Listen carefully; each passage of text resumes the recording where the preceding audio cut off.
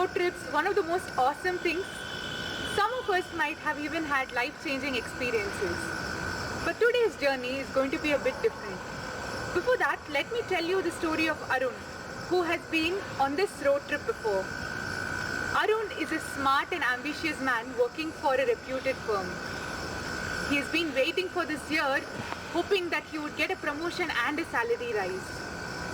He couldn't stop thinking about how different his life is going to be.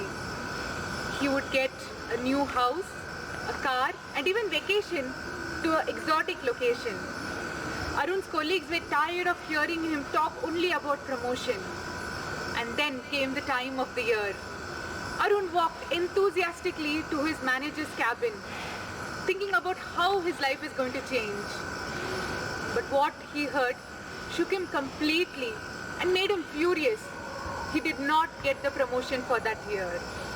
Arun was angry at his manager, at his colleagues, and could not accept the fact of how he could not get the promotion. In some minutes, in the heat of the moment, he took a big step. Arun quit his job. What followed next was him struggling to search for a job despite searching for many months. His finances were dry and he wanted means to support his family. So he resorted to illegal ways to earn money, forgetting all the values and ethics that he had lived up for. Arun got caught eventually and was jailed. From promotion to now counting bars in prison, this was Arun's journey to the city of ruin.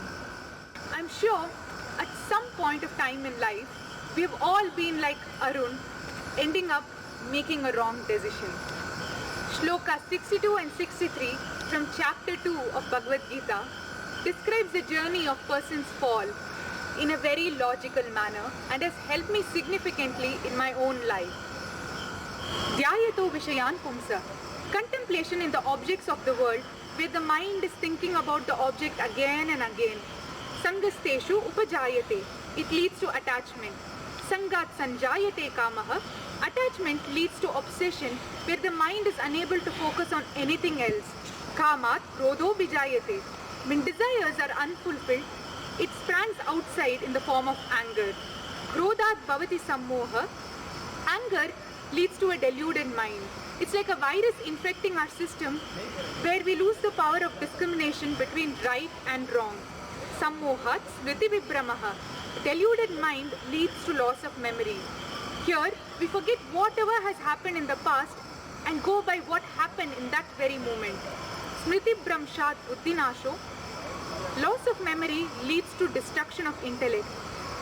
Here, we are not able to make a correct decision. Buddhinashat pranashyati. When the intellect is destroyed, we have reached to a point of complete ruin.